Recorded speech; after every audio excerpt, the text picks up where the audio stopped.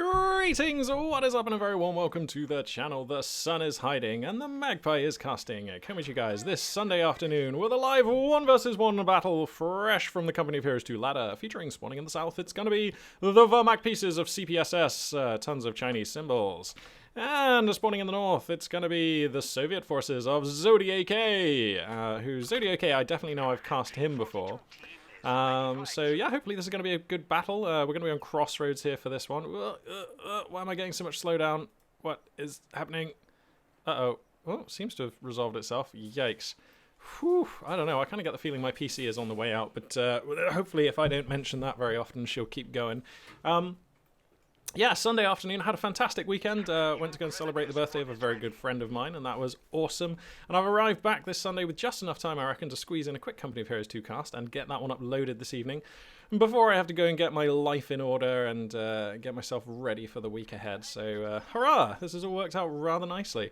Well, it looks like ZodiAK here going to be rolling with the ever-popular IS-2 toting, what is it, Armored Assault Tactics Commander, whose name just, like, never stays in my brain. But this is definitely one of the best Soviet commanders in the game. We saw it used in the recent World Championship Series tournament to fantastic effect. It's a very potent combination of abilities, which... I mean, at first glance, it's a very, very late game composition, but the vehicle repairs and the radio intercept are actually super useful in the early and mid game. One, of course, keeps you well informed about what your opponent's composition and teching choices are up to, and the other one keeps that T70 in the game. And we've all seen how good that T70 can be if you can keep that one alive into the late game. So, yep, this is just a superb commander. The IL-2 Sturmovik attack is, like, absurdly good. T-34-85s are a fine medium tank, and something that, to be frank, Soviet forces are lacking for generally, so a nice unit to have. And of course the IS-2 is a fine late-game insurance policy. Looks like CPSS here, he's going to be rolling with, that's Mechanized Assault Doctrine, that is Blitzkrieg Doctrine, I want to say. No, it's Lightning War Doctrine. It is so confusing that there is two separate geezers in the game, one called Lightning War, one called Blitzkrieg. They basically mean the same thing, so that's confusing. And we've got the Jaeger Infantry Doctrine here on the end, so yeah, very interesting. Very diverse roster of commanders here for CPSS. Going to afford him a variety of tactics as this game goes on. Looks like CPSS kind of getting the worst end of some of these early engagements. Soviet forces spreading their tendrils across the map. Actually, looks like these 8 grenadiers are going to take this fight here.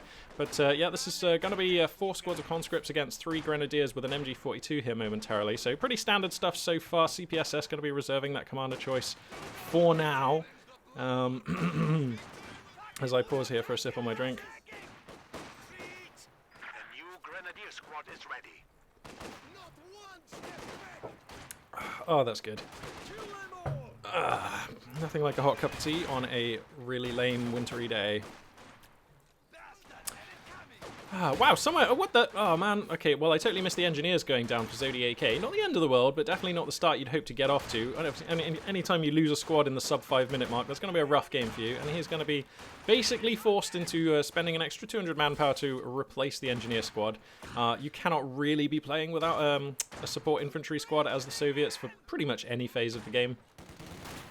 So luckily they are quite cheap, definitely the most expendable squad on the Soviet roster most of the time, so that's not going to be too bad. Getting off to an okay start here, bleeding out his Axis opponent just a little bit, as we expect to see typically in these very early stages of the game. And until CPSS can come out onto the field with a well-coordinated Axis roster, this ought to be the dynamic that we see. Medical bunker going to be coming up here for CPSS. And another thing actually worth mentioning as this game sort of warms up is there were a lot of people spectating this game, like stacks. I don't know if that's just because it's a Sunday and everyone's got a bit of free time and they fancy watching some Company of Heroes on their computer, or what, or if this is actually part of some sort of net cup or some sort of small tournament or whatever. I have no idea. But yeah, just a ton of people watching this game, which is one of the reasons I decided to watch it. What is going on with this guy? Okay, he was momentarily glitched, but he is okay now. MG42 going to be garrisoning this middle point and deflecting the advances of these conscripts that were attempting to get up on top of it. We've got a Flammenwerfer on some pioneers, and it's pretty standard stuff, I suppose. Roundabout now, I kind of wish I had a co-caster to kind of chat shit about, chat shit with even, and kind of fill the air for a little bit. As the slow stages, the slow early stages of RTS games, often not a lot happening. Looks like we've got a flamethrower on these engineers here for the Soviet forces. Enemy forces are securing our territory.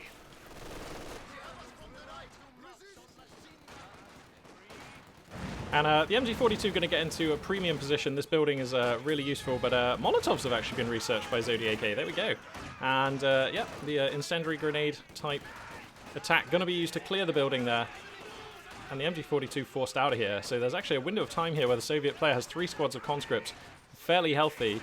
And a lot of Axis forces have been pushed back here. So potential for a Soviet land grab here. I'm sure he'd love to get his teeth onto this middle VP. Or into this middle VP, I should say. And get the triple cap established here, put the pressure onto CPSS. CPSS has lost his pioneers as well. Wow, I am such a good caster. Well, some pioneers have been killed off the screen somewhere. Panzer Grenadier is going to be added into the roster here for CPSS, who I imagine will then, at some point in the near-ish future, feel obliged to replace those pioneers. It is very difficult to play this game without a support infantry squad in your roster, so we'll probably see that happen. Some hero grenadiers actually going to make it over here into the sort of northwest of the map. I'm going to decap this fuel, so, I mean, at least ZodiAK isn't completely having their way in this game. I mean, the triple cap is established, so that's bad enough. And we've got conscripts capturing the southeastern fuel here. But by those grenadiers' heroic efforts, the resource differential will not be as terrible as it might otherwise have been. Of course, this northwest fuel won't actually be connected, so no resources will flow into the Axis coffers from that point, but at least denying it to the Soviet forces is, I mean, it's better than letting your opponent have double fuel, right? And this is a game where CPSS, certainly under some pressure here, needs to establish a defensible map position. We saw it was almost able to earlier on, but the MG42 got forced back, and that is kind of the linchpin of this Axis roster right now. Without that MG42, these conscripts are definitely able to take fights against grenadiers, even Panzer Grenadiers, so MG42 actually kind of unsupported out over here. This is a little bit awkward. Panzer Grenadiers are nearby, I suppose, and they are going to catch these conscripts in arc. The Panzer Grenadiers getting set up for a flank here. I take it all back. CPSS knew what he's doing, actually. He knew exactly where these conscripts were because he just saw them capping the point. So that's actually, yeah, this is some fine maneuvering. Gets the fallback instantly on those conscripts. Panzer Grenadiers in a lovely position to try and get some damage in. Is that a Bundaroo grenade? Oh, ever so slightly misplaced. I appreciate playing for that. Didn't quite have the execution down tight there, but you know, you only get good at these things if you practice doing them, and you know, if you are practicing doing them, you're going to see some misses. Heroic Grenadiers going to come through here. Let's crack the tack, and we can see cutting off two regular points and a fuel point here. So these Grenadiers effecting some heroic work here, and it looks like CPSS actually kind of getting out onto the map. CPS is like, in England, this is the Crown Prosecution Service, by the way, so it's like a little bit, kind of makes me think like this is like Her Majesty's Prosecution Service, like, playing the game in this game. Slightly awkward that they choose to play as the Axis forces, but there we go. 222 going to be driving onto the field just now, and that's a fine choice. Going to be able to really take advantage of pretty much every single Soviet unit in this roster here. I imagine this is going to force ZodiAK to take some kind of other unit, probably a Zis gun or possibly a Zis gun. Let's just have a quick check of the tech here. Ooh, actually, okay, so the anti-tank grenade package isn't even finished, so this 222, for the time being, whether CPSS knows it or not, will have complete reign of the field, can totally bully all of these Soviet units. A Maxim has been added into the roster, but that's not really going to solve this problem. So CPSS is definitely in the ascendancy right now. You can see on the mini-map, large swathes of the map falling into Axis hands. Maxim set up in a nice position here, and that will be able to, I don't know, whiffle some damage onto this 222. Wow, actually, the Maxim is not as effective as I thought at shooting 222s. I guess I must be thinking of the Dushka. T-70 will be added onto the roster here, and that's going to be arriving in a minute or so, so that'll be the stabilizing factor that ZodiAK needs to deal with this Axis pressure, and CPSS is being able to apply some pressure. This is nice. Off the clock, 367 under 500. We're kind of used to seeing Wehrmacht forces fall behind in the early game, so this is not too bad. Actually, we've got telemines on the field. Spicy. Yeah, CPSS. I like what I'm seeing. That's in a really good position as well, actually. I mean, this is just a place where a T-70 will be frequenting. No mine detector on the roster here for ZodiAK, so this is This is a potential pitfall for the T-70 here. And of course, telemines, for those of you who don't know, they do one-hit a T-70. That will be the end of the Soviet light tank if it runs foul of those mines. So, LMG-42 starting to appear on some of these grenadiers now. Looks like the MG42 getting set up in mid. T-70 going to reveal itself. Pak-40 on the queue here for CPSS. So CPSS definitely developing into a pretty standard Wehrmacht mid-game here. Oh, actually, MG42 getting caught out here on low health. T-70 looking to exploit. Could get the squad wipe here. Now in negative cover for an instant. 222 is here to support. Does get the squad wipe on the MG42. Of course, there are no conscripts nearby to salvage this. Actually, how is this T-70 going to exfiltrate from this position? He's going to get Fausted there. There's the Faust. And now the 222 can kind of stalk down this... Oh, actually, no, the 222 is too damaged. All right. So he's going to get the T-70 out as long as he doesn't hit these mines. Getting the MG42 is a nice pickup because you're wiping the veterancy. Did he just reman that with Panzergrens? Nope, okay, good. Yeah, getting the MG42 is nice there because you wipe the veterancy, but it's not really any more significant than that. I mean, you keep it off the field for a few more seconds here, which is also relevant. Looks like the T-70 will be avoiding the mines. So that's good for ZodiAK. But yeah, there were no conscripts or units in place to take advantage of that potentially lootable MG42. So not the most significant here, but this is going to be a dead engineer. Wow, not a dead engineer. Yes, okay, sorry, the Panzer Grenadiers able to get the kill there. Or maybe these Grenadiers, actually. I think it was a Grenadier shot. So yeah, wiping out the engineers once again. But the second squad was already on the queue, so they're now going to be the only squad. And they are actually going to go for the hazard removal package with the mine detector. So there's a decent chance now that these telemines might be removed. There we go, that makes a lot of sense going for that upgrade at this timing.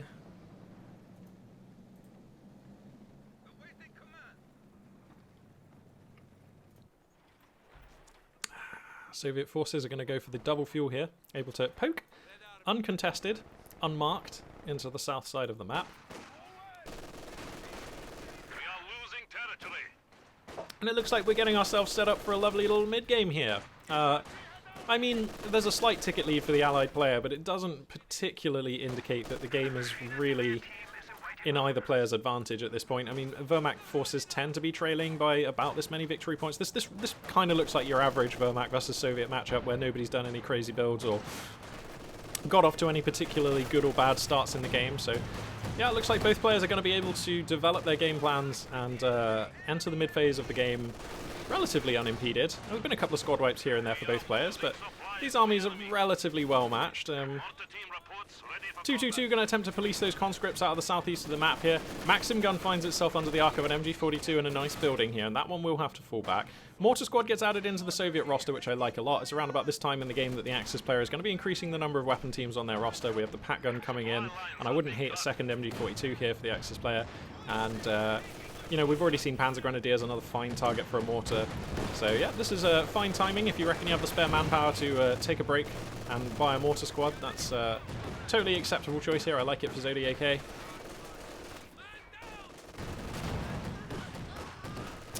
Those telemines still in position. I'm not sure if they've been spotted by ZodiAK or not. And the mine detector is nearby. Oh, gonna go for the rifle grenade. Or was that quickly cancelled? I think there was a quick cancel on that one. More heroic grenadiers going to come up here and decap the northwest fuel. So this is material damage to the economy of ZodiAK, and you know that economy has been relatively taxed. These grenadiers have been slipping through a couple of times. He was cut off for a little bit of time. He's had to replace a couple of engineer squads that he lost. So ZodiAK's development has not been flawless in this game.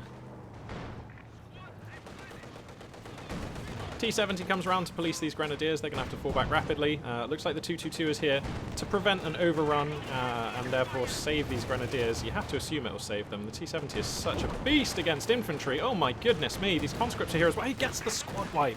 He gets the squad wipe on those grenadiers. That's meaningful. Losing core infantry really stings. And Wehrmacht forces almost never want to be spending manpower on replacing those units. It always feels like a massive setback if you have to do so, because they're always looking for that manpower to spend on fuel units, more advanced infantry, and teching. Speaking of teching, let's have a quick check. Looks like we got Battle Phase 2 is done. No sign of support armor core, no sign of a commander pick right now. So, I mean, this could definitely still be a Tiger plan for CPSS. We just don't know. Stacking quite a lot of fuel. Probably if a Panzer IV was the plan, we may see a support armor core already. So I feel like this is probably not going to be a support armor core plan. I certainly don't feel like CPSS is behind or under enough pressure where it's like, you know, it's going to be support armor core or die. We're not in that situation at all. So, yeah. This is probably going to be a Tiger plan. I like Tiger tanks. They are iconic units. They are very, very cool. But I sort of wish that they weren't so prevalent in the meta. Wow, he's going to lose the Maxim in that building. Devastating. Jeez, that was like instantly vaporized by 12 Grenadiers, 2 LMG-42s, and a 222 scout car there. Horrendous stuff. Sorry mate, I'm just sending a quick message. Ah, sorry, my phone is just lighting up with stuff. Okay, I'm back. Right. So it looks like we've got a fairly big fight here with multiple units from both factions being involved here. These Grenadiers are an absolute powerhouse though, supported by an MG-42 in a nice position. Conscripts are being massacred. 222 gets beaten back by the T-70, but the Pak-40 is going to push forward and displace that one. Panzer Shreks are up on the Panzer Grenadiers, so this T-70 is now something of a wanted unit. It is going to be hunted here, and it seems like ZodiAK doesn't really have the muscle to deflect this this really, like, okay, finally, and a Maxim gets set up in a nice position. That catches a couple of Grenadier squads under the arc, but they're still pushing, and the Maxim has to yield. The mortar has to yield. Can't afford to let any kind of grenade connect onto those units, and this is looking dicey now for ZodiAK. The cutoff gets taken here. CPSS quick to grab that one, and that's nice. CPSS also with the double cap, so ZodiAK under some ticket pressure right now. And this is a tough place to be in. Am I right in thinking... Oh, sorry, there is a Tankovy battalion command. All right, okay. But no mechanized regiment, or mechanized building, whatever it's called, a mechanized Campanier. It is going to be a Panzer IV strat. Sorry, I missed the support armor core coming up. There we go. So, okay, Panzer IV strat. I guess I like it, to be honest. I feel like in this last phase of play, CPSS has been in the ascendancy. It's now ZodiAK who's really under pressure and sort of struggling to deal with the tide. Although we do see that, you know, the last Axis assault has been blunted and repelled, and now there's a little moment of time where ZodiAK can move out on the map. I feel essentially the balance of power in this game is in the Axis player's favor. And that's when I really like going for medium tanks. If you feel like you have an advantage in the game. T-70 here coming in for a bit of a dive. 222 in jeopardy. That should be a dead 222. The T-70 misses its shot. Wow, I really thought that was going to be a dead 222. These conscripts need to GTFO, and they will. Staying very late there, but I imagine they'll be safe. Whoa, it's getting close. Yeah, they're all right. Double Zis gun. Sorry, the Pak gun got nicked. Oh, nice. That could not be a better turn of events for a Soviet player who's about to encounter a Panzer IV. Adding a Zis gun, stealing a Pak gun. Nice. That's what we like. And the 2-star T-70 here is going to be providing much grande line of sight for the Panzer IV, to spot the Panzer IV coming in. Nice Arctic camo. Not exactly appropriate for this map, but... yeah, going to be coming on in here. Did anti-vehicle grenade research finish? It must have. Yeah, it did. So, okay. Wow, this Panzer IV coming in deep really wants the T-70. And it's so funny. For a unit that costs 70 fuel, it's so disproportionately valuable, that T-70. Ah, yikes. Okay, losing both AT guns. Conscript's going to frantically recrew here, but there's so much Axis pressure. LMG-42 Grenadiers, this is too much DPS. That Pak gun will die.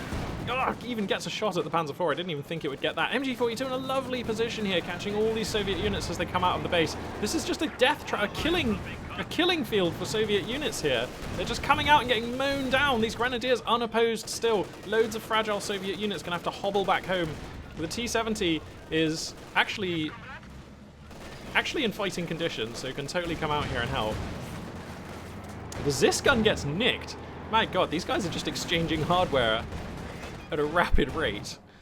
Panzer IV is going to be able to limp home, and that's important. That Panzer IV came in so deep, I was a little bit concerned for a moment, but it looks like it's okay. The 222 somehow still alive, of course, because it evaded the T-70 earlier. Whoa, this T-70 overrunning into Panzer Shreks. Oh, and ZodiAK overextending with the T-70 will be punished hard. Yikes. Oh, wow. I think this was okay until the T-70 went down, but without the T-70, I mean, he lost a squad of conscripts in that last phase of play. He lost one of the 2 AT guns that he had. Now ZodiAK is in a pretty bad position here. Stacking a lot of fuel, so clearly on the IS-2 plan. correct me if I'm wrong, but you do need a mechanized armor campanier for that. Yeah, you do. So really should be building that tech building, because we're kind of at the point where we could be looking to have IS2 money shortly, in a minute or two, at this kind of rate of manpower income. So would like to see the mechanized armor campanier come down. Engineers are falling back right now, so this might be a good window for the for that building to be constructed. But yeah, I mean, 379 tickets now for ZodiAK, 362 for CPSS. This is a game where the Axis player has the advantage. An IS2 is going to help. We've got a commander pick as well, actually. It's going to be Lightning War Doctrine, which I guess I like. Are we just taking this for the Tiger? Tiger and the close air support, that's why we're taking it. Yeah. So, okay, yeah, that's a smart choice. CPSS, recognizing here that he's likely to be up against an IS-2 in this game, going to be going for the potent combination of Tiger Tank and the Stuka close air support, which actually can put together a kill on an IS-2 pretty quickly. Speaking of close air support, though, here comes the IL-2 strike. Those cannons going to be... Oh, wow, the tomato ketchup packs just exploding out of these grenadiers, but they're fine. They don't care. So that's going to take the wind out of the sails of this Axis pressure for a moment here. The IL-2s are going to buy maybe 30 seconds of grace, where ZodiAK can pick themselves up. And even if these IL-2s don't do the most damage, and they're not going to do the most damage, they are going to enable the Soviet player to stabilize. Already just pushing back those 3 squads of grenadiers is massive. So yeah, this is the breathing room that ZodiAK needed here. We can see where he's distributing his forces right now, but this is a well-supplied, well-equipped, decently sized Axis fighting machine that ZodiAK finds himself up against here. And even with an IS-2 in this game, this is going to be very challenging. He's going for T-3485 even. Wow, feels like he needs the help right now. Ugh. I don't know about this. I mean, the T-3485 is a fine unit. So is a Panzer IV when it's in your opponent's base. But the T-3485 is a fine unit. It's just outclassed by Stuka close air support plus Panzer IV plus Tiger, and that's the world it's going to be born into momentarily here, I think. Or at least that's the world it's going to find itself in shortly after it sort of enters the battlefield. Anyway, so this is going to be tough times for the Soviet player, who is now trailing in VPs and fighting just to control the doorstep of their base. This choke point here is absolutely essential for the south spawning player to control on this map. I mean, symmetrically, you know, it's sort of this area for the north spawning player. But I feel like it's actually a lot easier for the south spawning player to control this area because of the position of this building and this big line of sight blocker in the south of the map. So... or I should say, the lack of that building and line of sight blocker. It would be here if it was here on this side of the map. That is a Panzer IV getting destroyed by a T-3485. Again, I missed the key action off camera. Oh, those Panzerschrecks for sure will get the kill here, though. So he's going to trade mediums. That's probably fine for the Soviet player. Oh, he's going to shove them round! Masterful play. These guys are so much better at the game than I am. Does that mean the T-34 survives? Yes, it does. Amazing. ZodiAK here, making stuff happen. Soviet schmoves here. He's schmovin'. But has no field control, literally not a single resource point connected right now. That's tough. And is basically outnumbered, outclassed, and out-teched by this Axis army. That's also tough. Now, to his credit, he seems to have come out of this with the Pat gun, which is way better than the Ziska. Pardon me, sorry. Yeah, which is way better than the Ziskin. Going for another T-3485. Okay, I'm starting to like this. Tiger Tank's going to be here in just a second. That's going to be tough, but with a Pat gun and 2 T-3485s and no Panzer IV, it's not the finest endgame I've ever seen for a Soviet player to have to win, but it ain't the worst either. This is a super winnable game now for both players. Although, you know, obviously, CPSS right now has the upper hand. Has the overdog position, if that's a thing. So, yeah, MG42 Pintle Mount coming up promptly here for the Tiger Tank.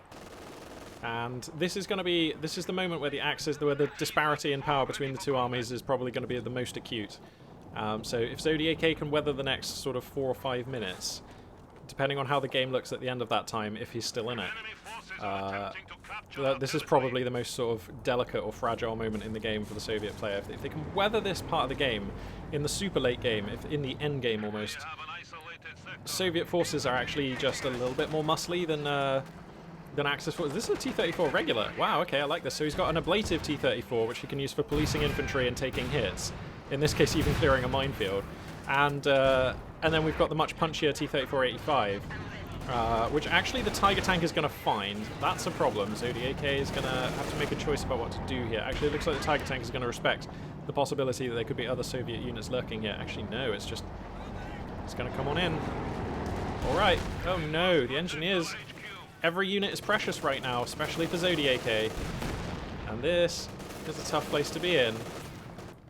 The T-34-76 nowhere nearby. There's no real solution for this. The Pat gun's scrambling into position, but it's going to be a moment or two before that arrives. He's going to get the mechanized armor campanier. Oh man, that's massive. So that's horrendous. That's a real problem. That cuts off additional armored reinforcements essentially for ZodiAK. This Pat gun actually not lined up. That's an issue as well. And ZodiAK also not there yet, but sliding into a position where he's going to have to start worrying about controlling the victory points on the map as well. One of our machine guns has been silenced. Wow, that is some clustering on those grenadiers. Risky when your opponent has 2 mediums and a mortar squad. But looks like for now CPSS is going to be getting away with that.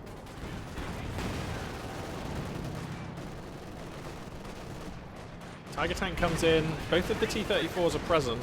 The T-34, the 85 awkwardly taking all of the shots there in front of the 76. That's probably going to get taken out by... No, it's actually going to slip away. Most of the Axis infantry forced to retreat here. This gun finds itself in jeopardy, but the MG42 is holding the back line here, and that will be the saving grace for this Axis position. Another Zis gun gets added into the roster, and I think that's exactly the right choice. I think as the Soviet player here, it is mandatory to have 2 AT guns. Stug is going to be the choice here for CPSS. Makes a lot of sense. Most of the disadvantages of a Stug are significantly ameliorated if it has a Tiger tank to hide behind. Because let's not forget, I mean, Stugs have good range, they're effective against pretty much all targets. Their only real weakness is if enemy units are able to get up on top of them and exploit their lack of turret. And if you've got a Tiger tank in front of you, well, it's much more difficult for the Soviet forces to achieve that. So, the Stug is a really smart choice, and we don't often see a Stug taken to support a Tiger tank. So I like what CPSS is bringing here. And this is getting increasingly dire now. The Axis Zis gun is being used to bombard into the Soviet base. CPSS with some munitions to spare. Kind of like to see him save though, because doesn't actually have the 200 required for Stuka close air support right now. So, spending, what is it, 45 for a Zis gun barrage? 35, sorry. What is essentially a sort of a gamble barrage. I mean, you're unlikely to get a squad wipe firing into this position, so not convinced that that was the best use of 35 munitions, but I mean, a small criticism at best there.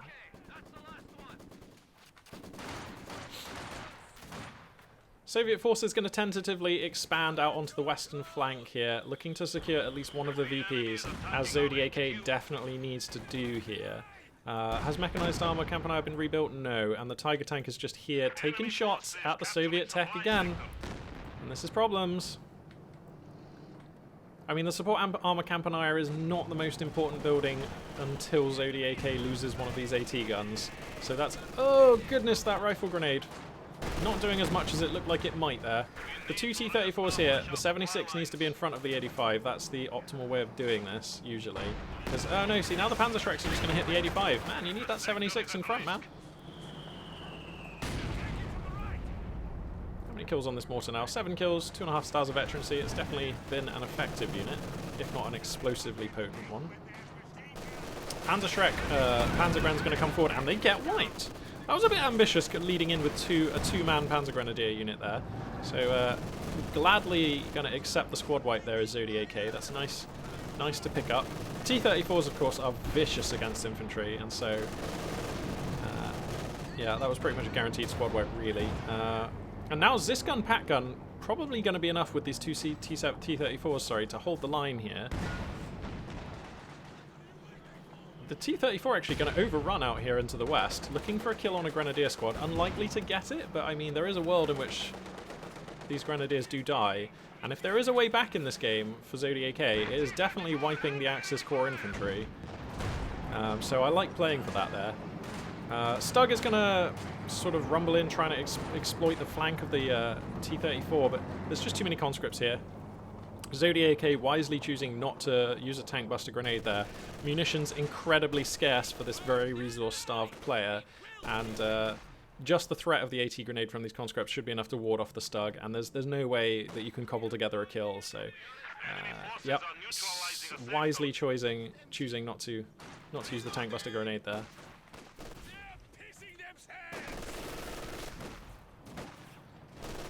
Three-star Grenadiers with MG42s are so damagey. Oh no, the Pat gun gets caught out in a nasty position here. The Tiger is not in the arc. The Stug is going to reposition, could be doing some attack rounding here. And somehow the Pat gun gets out of there. Zisgun is just going to police that Tiger back a little now.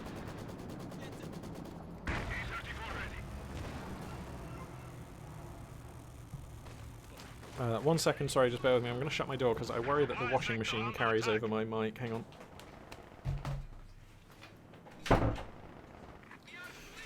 Oh, I hope that washing machine is not picking up on the mic. If it is, I do apologise. It's just a sad fact of life. Unfortunately, I have to be doing other things like my laundry whilst casting here.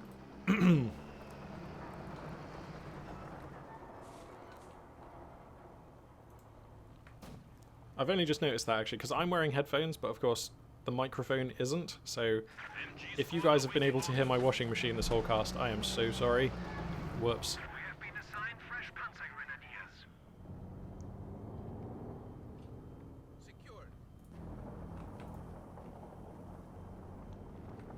Okay, so, wow, oh no, okay, so he's definitely thinking about putting down some telemines in this area of the map. CPSS, of course, quite rich. This Tiger is going to come back in here again, but the Pat gun's in position, so I like that. This is clearly something that CPSS is very used to doing on this map, just poking in with a Tiger tank, taking some shots, exploiting the north spawning player for all that he can. And, I mean, look how many units. I mean, we've got sandbags in the Soviet base. A Pat gun is nowhere near the middle of field. Just units are here rather than being active on the map. And so even if that Tiger isn't finding damage, these pokes are being effective. So here comes the Stug. This T-34 is somewhat in jeopardy. No focus fire from the Stug though, going for the 85, and that's fine. That's going to be some IL-2 close... Sorry, it's Stuka close air support. So, oh wow, these T-34s are in jeopardy now. The cannons on those Stukas, very effective against medium tank armor. Finding some shots. Both of these tanks low. Where's the Tiger tank? If the Tiger tank can get itself to about here and prevent those T-34s from getting back, that's going to be big issues. Where's the Zisgun? Oh no, it's actually not in position. The Pat gun is going to frantically come across and try and cover the retreat and prevent this Tiger from pushing in too hard. Man, what a rough spot to be in. This has been such a tough game for ZodiAK. These Grenadiers just being used in a blob, more or less, but the DPS is so fierce when you have those LMG-42s and 3 stars of veterancy. Very, very hard to deal with. So it looks like the Stuka close air support is going to finish now. Tank Buster Grenade is going to mean that the Tiger has to spend some time off the line repairing here. But I'm not sure if it's going to be enough. 90 points in the bank for ZodiAK under the 362 of CPSS is dire. Triple cap right now established, so if ZodiAK isn't active on the map, like, immediately, then this game is essentially over. And that's a tough thing to do. I mean, ZodiAK has crawled back into, like, something of a decent army. Like, this composition is, like, okay, given how the mid-game looked. I'm kind of amazed that ZodiAK is even in this good of a position. But the Axis player has just got so much more muscle. The DPS on these infantry squads with this amount of armoured support is backbreaking, and we are seeing CPSS leverage these advantages to really great effect. I haven't seen anything really resembling an overextension from the Tiger or any of these units, really. And now he's actually so rich. He's going for another Panzer Grenadier squad this late in the game. I mean, it's rare that we see Wehrmacht players feeling like that's an option that they can take. So he's got so much fuel, man. I mean, why are we getting Panzer Grenadiers here? Why aren't we getting a Panzerwerfer? I think a Panzerwerfer is just checkmate, right? Because, like, your opponent is concentrated into like this area of the map more or less, so you can either Panzerwerf the doorstep of their base here, or you can Panzerwerf the fallback point when you see some units falling back. I reckon that is just like the game ends when those rockets land. If they catch any units, like, it's going to be devastating for the Soviet player. But what also might be devastating for the Soviet player is running out of victory points, and he's down at 43 and ticking right now, so I think that's probably going to be how this game is decided here. I mean, able to secure one of the VPs, so we're on slow bleed, but when you have only 40 tickets remaining, slow bleed is still scary. And I just don't see how this Soviet army is able to take center of the map here. I mean, this is all that CPSS has to do now. Hold this position. It all comes down to this. So, I mean, we'll see if ZodiAK can make some magic happen here, but make no mistake, it really would be magic here. I mean, he has these two T-34s, and he's going to lose the game if he doesn't do something, so I don't hate just throwing them in, like, and trying to make something happen. Like, push with your AT guns, send the T-34s around the flank, maybe try and get a ram, run in with conscripts, and I don't know, maybe CPSS screws it up and you manage to get middle VP? I don't know. There's a timeline here where ZodiAK can still win this game from this position, but I seriously doubt that we're living in it, and I really am finding it hard to imagine what that timeline even looks like. Tiger Tank is going to come here and just swat these units back into the Soviet base. No recourse right now for ZodiAK to achieve pretty much anything out on the map. So, I mean, some conscripts get up onto mid and a smoke screen comes down. Okay, alright. You had my curiosity, now you have my attention. And he decaps mid. Alright, so we're off the clock. Okay, that's stage one. T-34 is over here in the west, and that's going to prevent Axis forces from getting their feet onto the western VP. Okay, MG42 is going to come forward and try and recap this middle VP.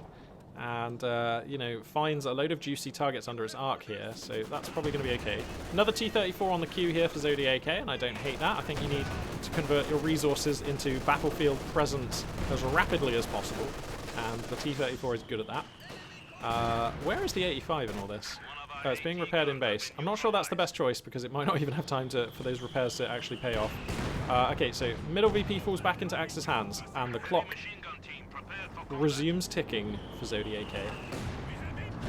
Looks like we're seeing tactical movement being used here. Going to enable these four Shrek-toting, or these four Panzer Shreks, to get in and take out a T-34 here, and even get up onto the western VP. And that will be game. There's just nothing. There is just nothing that ZodiAK can make happen here. And I think what we're seeing manifest in this game, actually, is like a dynamic which players who are familiar with this game will know about already, but I'm going to talk about it. And that's that Wehrmacht have a good late game. Tiger Tank, with weapon team support, with good core infantry, is a scary late game. It's very good. It beats American late game even, you know. But, and I would say it beats Soviet late game. But there is this stage of the game that exists after the late game. As there we go, he's going to tick out on the tickets there. There is this stage of the game that exists after the late game, and I want to call it like the super late game, or perhaps even the end game. But I think actually end game is a bad word to use, because in my mind, end game means a game where both players have suffered irreparable damage and they have to win the game with what they've got on the field. And that does happen very rarely in Company of Heroes 2. It happens more often in other RTSs, and that's, you know, because endgame is a phrase that's been used in chess for centuries, and it comes down to, you know, when each player has like 3 or 2 pieces left, or, you know, and those are what we call endgames, when it's just, you know, very few units fighting for very critical exchanges in the game, you know, at the end of the game. So I'm going to call it like the super late game. And that's where Soviet forces really flourish. If you can survive past this 38-minute mark, if you can make the game run to like 48, 50 minutes plus, that's when Soviet forces have this sort of second wind, and they can actually just get stronger in that super late game. And Overcommand West and Wehrmacht actually really do struggle with Soviet forces in like what I would call the super late game. But sometimes Soviet forces are able to get to that stage of the game very comfortably. You're able to have your IS-2 composition, in this case, which ZodiAK I think was hoping to play with.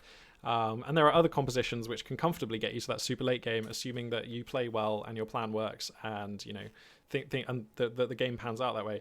sometimes it's not very comfortable, as we saw in this game, to get to the super late game, and you find yourself with an Axis player who had a good mid game, is able to achieve the Axis late game composition, which I think it's fair to say this army in the top left represents, in a timely fashion, and is able to, especially on a smaller map like this, where it's much easier to bring a large army, where it's much easier to bring all of the units in that army to bear against your opponent in a shorter amount of time with slightly less coordination. You know, Crossroads is a small map, so it's quite easy. If you have the army advantage, it's really easy to translate that advantage into in-game positional and or resource and or victory point advantage, whereas on larger maps, just having a larger army or a better army, you know, it's harder for that to translate into material advantages. So yeah, I mean, like I was saying, so sometimes it's pretty tricky for Soviet players to survive this Axis late game and get into a super late game composition where they're able to sort of grind down the Axis player out of the game. And that's what we saw in this game. You know, ZodiAK played. I like the plan, but there were just some exchanges in the early game. Losing some engineer squads very early never bodes well. You're usually going to be the underdog in the early game, even if you just lose your engineer squad. Like, losing any squad at the sub 5 minute mark means that the game is going to be a difficult one for you, even if that squad is just some engineers. And then in the mid game, there was some very nice positioning here from CPSS. Like, MG42s being used in this area of the map were a constant thorn in ZodiAK's side, and despite a mortar squad being added to the roster and a few machine guns as well, I feel like ZodiAK was never really able to answer this MG42. 16 kills, 3 stars of veterancy, was joined by another MG42 later in the game, and you know, just never able to effectively. I mean, one of them was even wiped, actually. Yeah, this MG42 squad was wiped as well, but never able to destroy or steal that hardware. And it's just going to be a tough game, especially on smaller maps, because the amount of area that an MG42 can cover on a smaller map is disproportionately large. So you're running into that MG42 more often, and that exaggerates the power of that unit. And again, yeah, Crossroads is a small map, so MG42s, if they're used correctly and efficiently by the Axis player, are very, very troublesome to deal with, and we saw that manifest in this game for ZodiAK. And then there were just a couple of additional squad wipes. The mid-game, he kind of just got behind. Grenadiers were able to poke through and grab the cutoff. Grenadiers were able to poke through, deny the fuel, which actually meant that the timing on the IS-2 was just delayed enough that I think ZodiAK felt priced into going for some medium armor to try and like stabilize the game, rather than die with like nearly enough fuel for an IS-2 in the bank. So I respect that decision. I think the way the mid game went, I think it was the right decision for ZodiAK. And then you find yourself in this pretty horrible late game where the Wehrmacht player has all the advantages of playing as their faction. Tiger tank is out, infantry support is amazing, has the ability to build pack guns if required. And these Grenadiers had 3 stars of vet, 3 LMG42s, and CPSS, again, perhaps because this is a small map, opting to concentrate those Grenadiers together. When we sort of like through the late mid game and definitely basically all of the late game, did we ever really see those Grenadiers spread out and like go to different areas of the map? Not really. They were used as a concentrated blob of combat effectiveness to control pretty much this area of the map, or like and to some extent this area, and they were running around here a little bit, but it was all focused around stopping Soviet units accessing the map by killing them very quickly. And conscripts, they are numerous, but they die fast to 3-star Grenadiers with LMG42s, particularly 3 squads of them. And yeah, a great choice by CPSS using those units very effectively in the late game.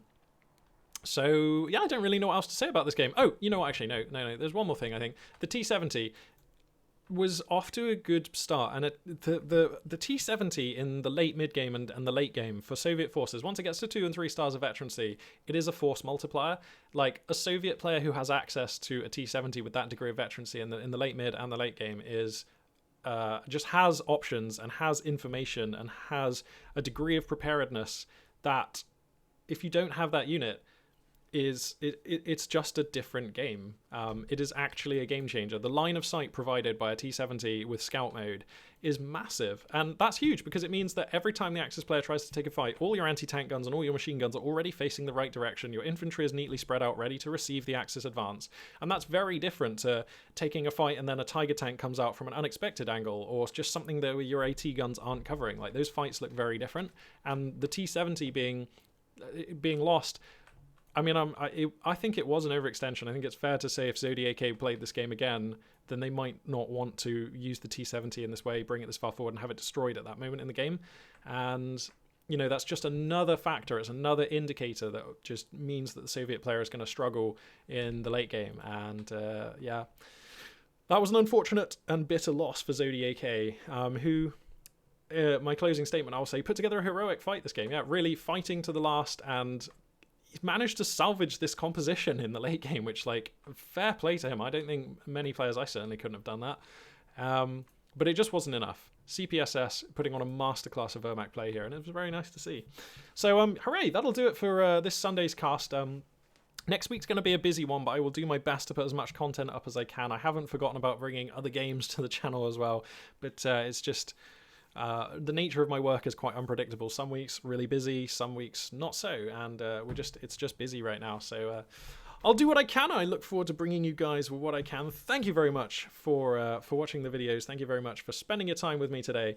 And this for now, Magpie842 signing out.